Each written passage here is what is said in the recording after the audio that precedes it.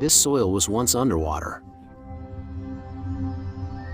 but now people are using traditional methods to bring out its hidden potential.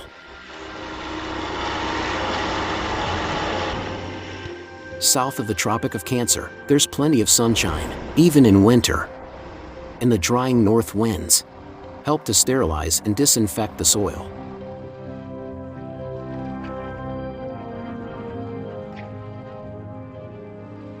When spring arrives, these sun-dried ponds will be filled with fresh water, ready for their long-awaited ocean visitors. Baby eels from the ocean grow rapidly in these freshwater environments, where they have plenty of food supplied by humans.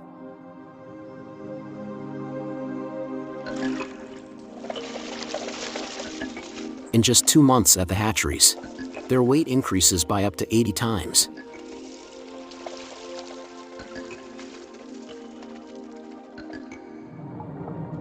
This marks their juvenile stage.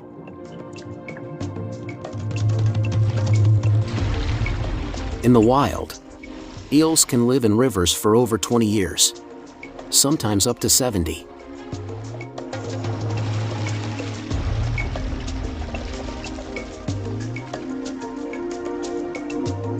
They have transformed from being completely transparent to having melanin deposits on their backs and internal organs. At this stage, they're known as coraco. The first batch of them has reached the standard weight of 10 grams and is sorted for the next part of their journey. Along the Fujian coast from the Pearl River Delta to the Yangtze River Delta, fries grow into juvenile eels at various nursery sites.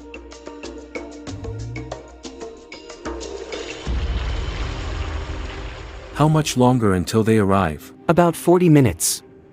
That long? In April, Luo Guangxing and his son are preparing for a major event: the arrival of the first batch of juvenile eels. Over 200,000 eels will be released into the ponds throughout the next 3 months. The farm will stock 6 million eels to help them adjust from greenhouse to outdoor conditions. They are typically released at dusk or night.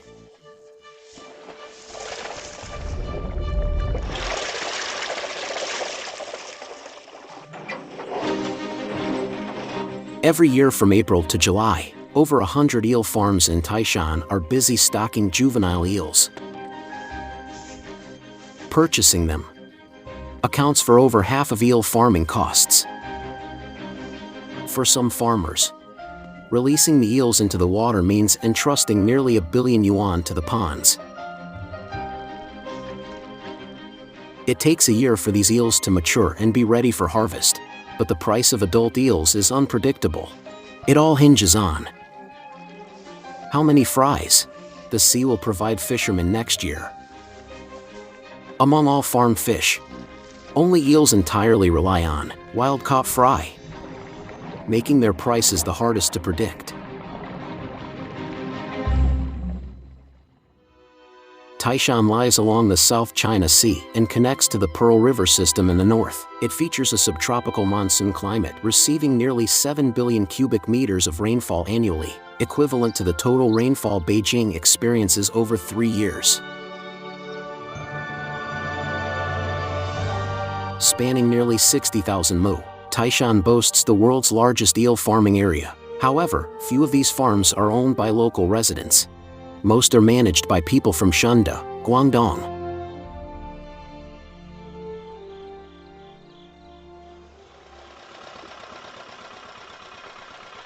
Luo Zili, 29, spends most of the year by the ponds. While eel farming might seem mundane, it's filled with unpredictability.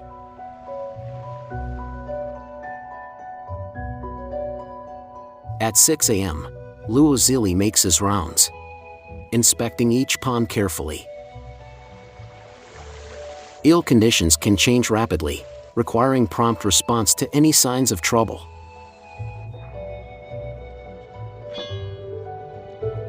4 years ago, he took over the farm from his father, leaving behind city life for these quiet, sparsely populated mudflats.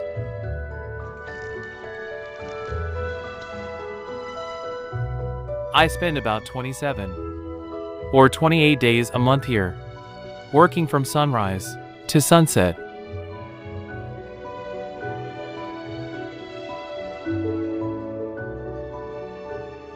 A 100 kilometers away lies Shinda, Luo's hometown. Known as the cradle of Guangdong's eel farming, where a bustling modern campus now accommodates nearly 20,000 students and teachers, there used to be eel farms just 20 years ago. As manufacturing boomed and cities expanded, traditional eel farming shifted to new areas. Luo's father relocated their farm to Taishan, which presents its own set of challenges. Each summer, frequent typhoons pose a significant threat. A powerful tropical cyclone can cause immense damage to the farms. With a super typhoon approaching, Luo must act fast. Failing to drain water in time could lead to seawater inundating the ponds, breaching the banks, and washing away the eels, erasing years of work overnight.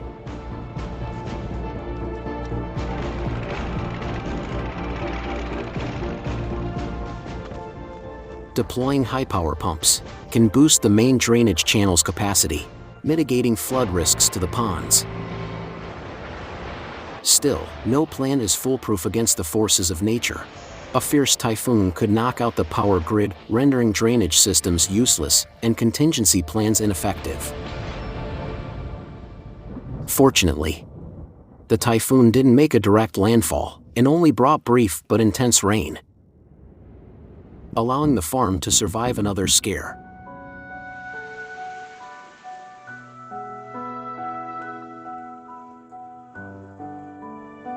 It's not just people from Shinda who've come to Taishan for eel farming. Ing, from Hunan, manages 3 eel farms for breeders from Taiwan and Zhejiang.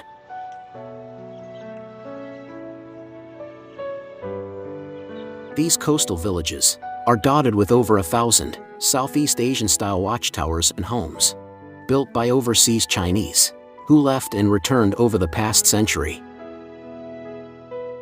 In this prosperous region, traditional farming practices persist. However, in the swamps and tidal flats, beyond the reach of traditional farming, eel farmers have carved out ponds, creating expansive farms that mimic natural environments.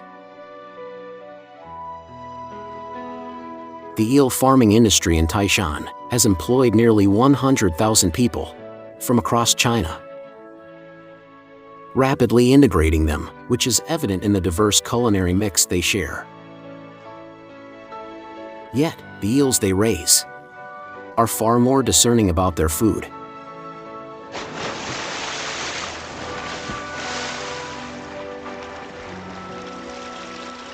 A crucial nutrient for eel growth links them to ocean resources halfway across the globe.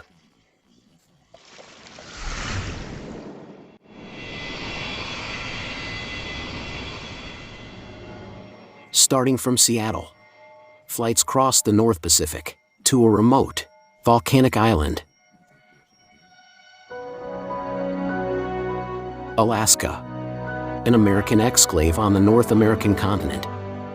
Its southern tip features an arc of islands formed by tectonic activity, the Aleutian Islands, consisting of over 300 volcanic islands covered in meadow moss. One of these is Akutan. Though it appears remote and isolated,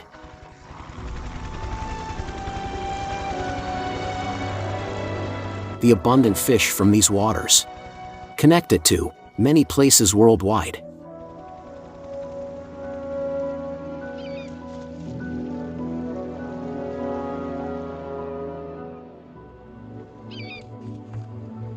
Fishing vessels arrive at Akutan from afar.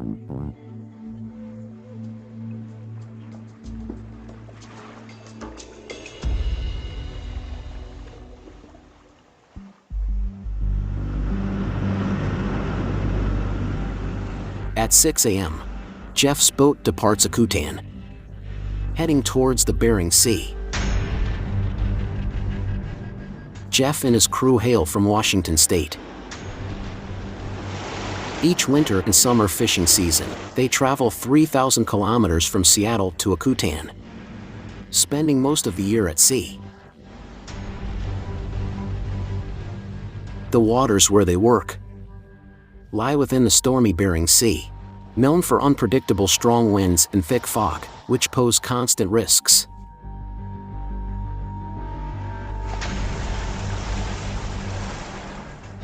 Although the weather is better than expected, their targeted catch remains elusive.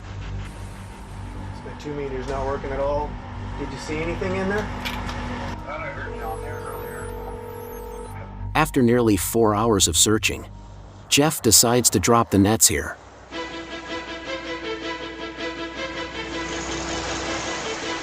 In the Bering Sea, where the warm currents of the North Pacific meet the cold polar currents, subpolar low pressure enhances vertical water movement. This leads to a thriving growth of plankton, attracting massive fish schools, and making it one of America's richest fishing grounds. See it a little bit inside me. I want that.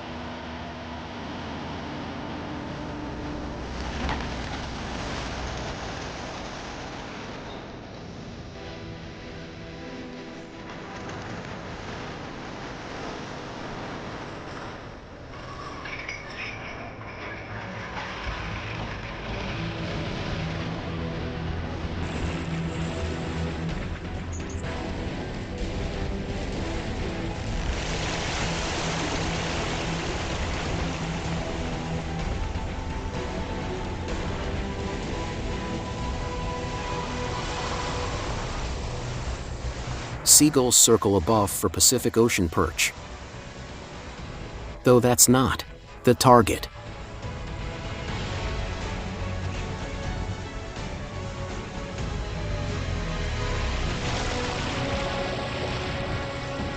They're after pollock, the world's most produced cod species, living 50 to 200 meters deep in the Bering Sea. They can grow to 600 grams in 4 years. Catching pollock is Jeff and his crew's mission.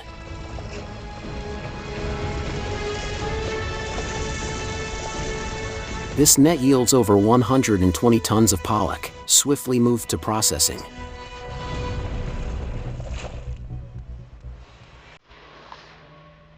Specialized machinery precisely slices each section for varied uses.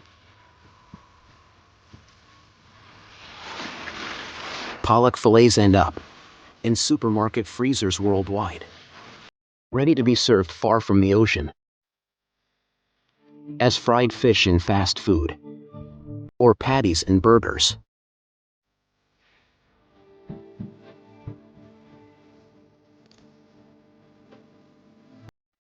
Minced fish is the main ingredient for imitation crab, fish cakes, and fish balls. Only 35% of a pollock becomes food for humans. The rest serves other purposes. Fish heads are rich in lecithin and unsaturated fatty acids, while calcium and trace elements are in the bones.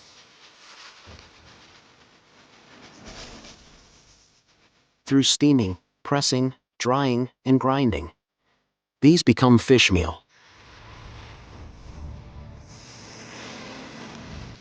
Over 10,000 tons of fish meal are produced here annually, with 90% shipped to China.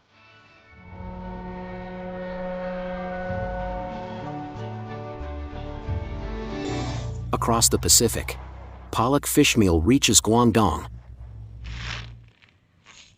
ready to be transformed into eel feed.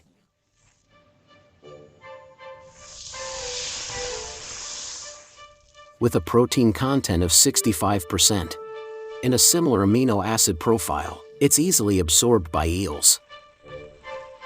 Alpha starch or cassava flour as binders, while vitamins and yeast powder aid digestion.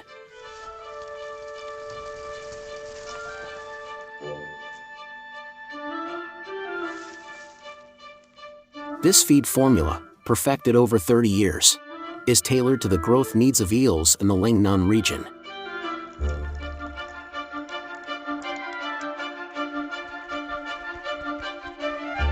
During the peak feeding season from spring to fall, eel farms in the Pearl River Delta consume almost 200 tons of fish meal daily, equal the daily grain consumption of a medium-sized city of 600,000 people.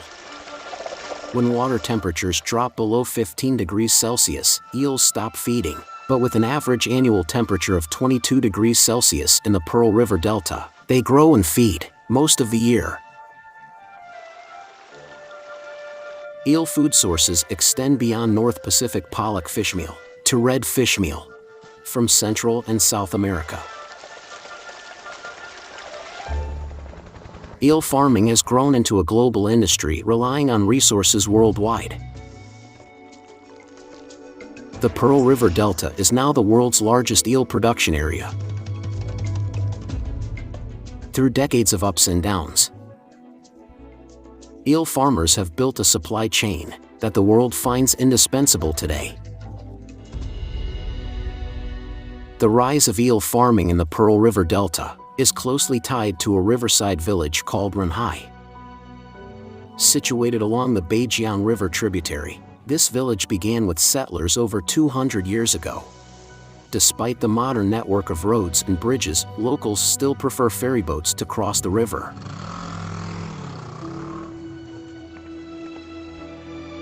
"30 years ago, Zhou Tianxiong was always the first to board the ferry each morning, crossing to Juhua Bay to feed his eels.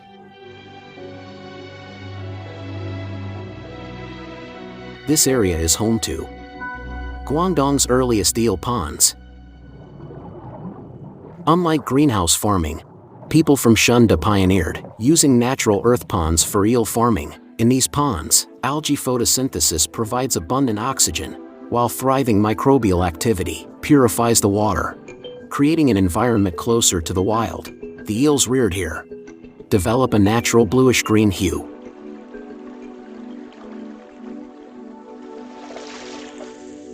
Amazing. Where's our home? Over there. Is it over there? It's there, right? Boat. We used to take boat across the river, whether in 30-degree heat or sub-zero cold, to harvest sugarcane and scrape fish. Juhua Bay's once thriving mulberry and sugarcane ponds have largely relocated. The eel ponds moved elsewhere too, as the rapid industrialization reshaped the original landscape.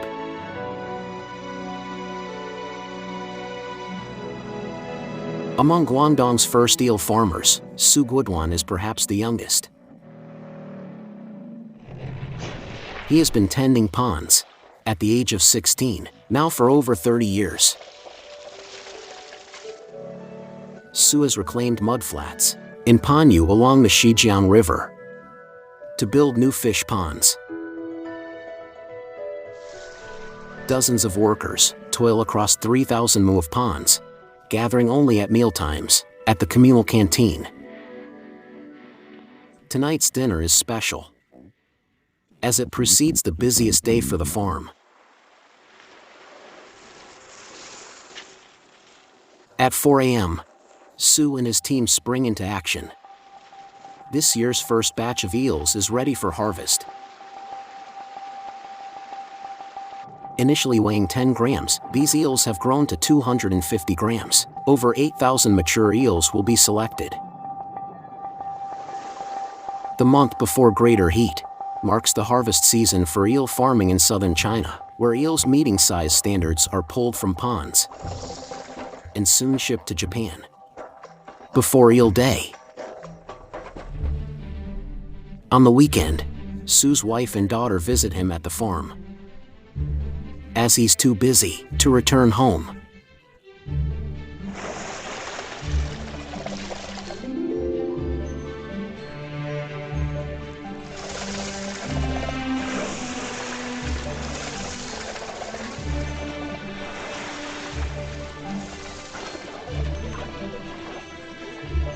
with preparations for Eel Day. Summer sales become paramount for every eel farm. Even veteran farmers stay on site during this critical time.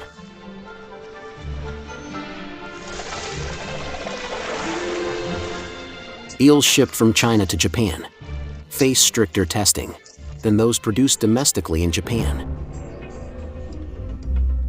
The China-Japan eel trade has lasted for 30 years with a continuous competition over interests. This rivalry has fostered a highly self-disciplined environment where China's eel farming industry thrives.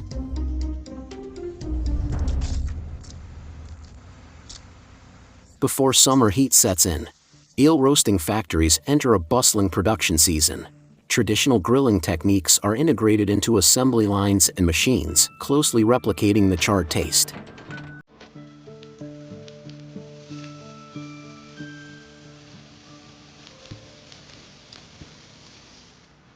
Each workday, this production line turns out 10 tons of grilled eel.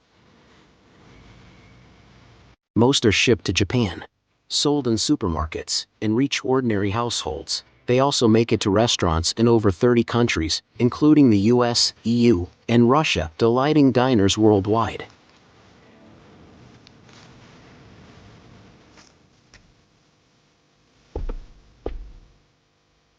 With the rise of cold chain logistics in China, young entrepreneurs in the Pearl River Delta are leveraging their local advantage, using the internet to bring grilled eel to even more food enthusiasts. A countryside feast is about to be served, featuring roasted pork and fresh river catches.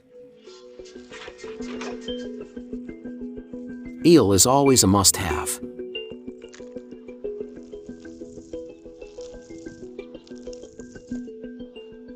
Pan Long Shan is the most popular eel dish in the Pearl River Delta, a culinary tradition thriving for centuries.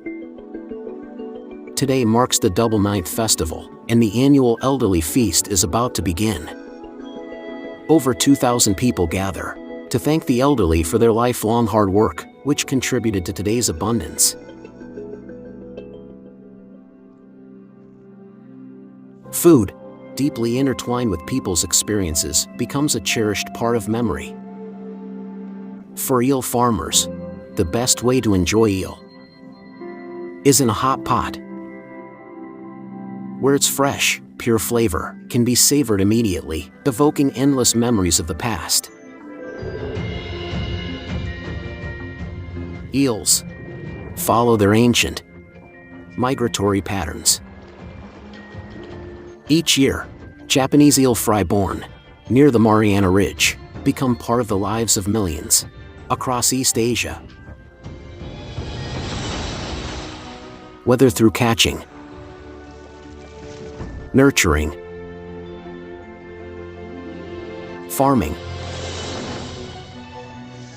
cooking, or ancient customs, the food chain maintains a complex yet delicate balance, weaving a story of continuity and change between humans and eels.